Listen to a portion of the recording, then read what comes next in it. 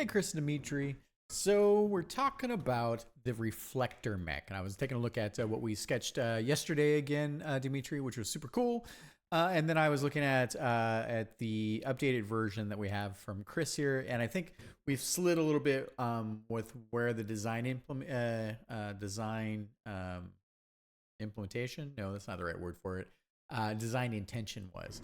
So let me come back to this and talk about this just a little bit here. So one is Dimitri, I think this kind of perspective shift that we have here, where we can, where it feels like it's a little bit more pitched from the front, but you can see the sides. I like the feel of that. I think that that's good. So that's kind of what I was mentioning there. I also like these elements of sort of the inner interior area here, which feels pretty good, like with a little bit of that curve.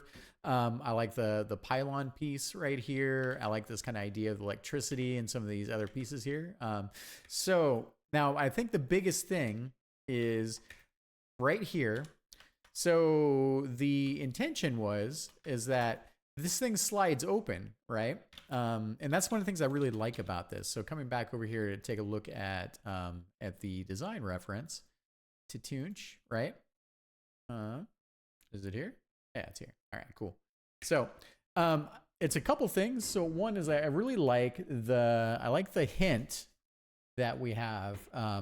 Like we have this sort of this see-through piece here with or I should say probably the way I think about it, it's like a window into showing the reflective gem part. And then when this opens up, we have that interior gem, then the beams come into, right? And then they refract out, right? So, and I think there's a couple things that are really exciting about that. And what we've happened in our last version is that we've taken that reflector gem and we've shoved it on top, where really what I'm looking for, actually, I'll just do this. There we go. So I'm looking for that hint for the gem. I'm looking for an overall bigger, or for the structure of the outside to feel kind of like it's this kind of ship thing. I think we can deform the perspective a little bit more. I think, and then we have, and then when it opens up, then we have this gem that is then revealed, right? So I think that's the big piece. And I think the trick for us to kind of understand is, can we layer this?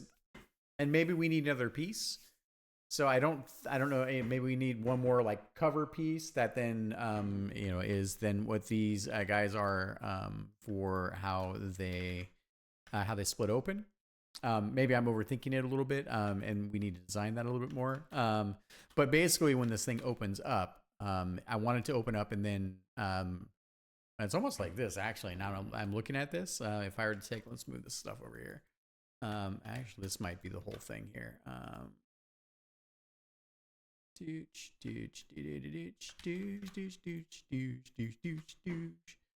All right, get over there.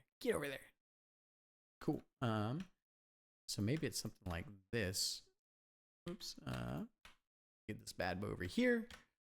That might be the thing. Okay, so rid of these. Get over here. So this thing opens up. Yay. So maybe it's this kind of thing, right? Where the cover piece opens up, and what's hidden underneath is a chunk of what we have here, like this kind of more intricate inner crystal area. I think that's might actually be the full solve here. Now that I think about this, yeah, because bringing this back in to like this, yeah, and then now that would also mean maybe that I don't know. Let's see here, that maybe it's one of these things where just into one of these, just like that.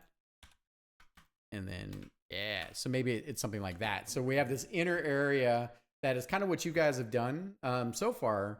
We can get that kind of intricacies of like I think the things that I really like about this, we have this kind of, I think where we could actually have this inner side where maybe this is like the whole, a big chunk of the inner reflector area. That might be actually really cool to think about. Because maybe it's something like this. If I come over here, take a look at this, and these guys up here. And it's probably something more like this. We need to hide it a bit more. Maybe something like this. Yeah, so I think you get the idea of where I'm coming from here. So maybe it's something like that. Actually, that is kind of neat. I think that it's probably still a little bit too big here, but maybe it's something like this.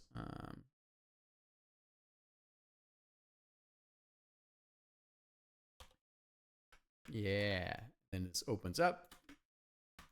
And I think right now it's probably too small, but still the idea coming back to the original design here, right, is that I think the magic moment of this enemy is when you see here's this big enemy here, and then it opens up, and then you're like, what? It's opened, and then the lasers come in, and then the big refraction is the main thing, which I think is sort of, I'm trying to like play with the characters, pretty funny.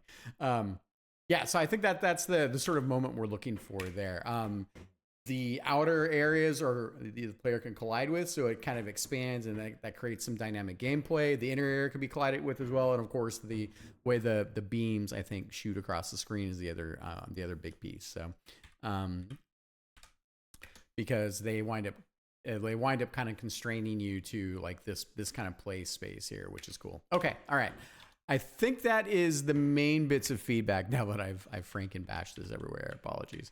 Let's see, get back over here. Yeah. Okay, cool. So yeah, so I think with the remix we can work on the outer shell, which would be a little bit less noisy. I think the inner shell of what we have here with this, I think that totally makes sense for essentially the gem in itself, and maybe exposing some of the inner aspects of the working machinery. I think we do some really nice candy pieces there too, with some particles, just like we'll do for the engines here. And then there are basically 3 different assets. So the 2 covers are each basically an enemy, and then the inner area is also an enemy. So we're controlling all of that together. Okay. I hope that is helpful. I hope you're feeling better, Chris. Don't stress, and just work on feeling better. And Dimitri, I'll talk to you soon. Thank you.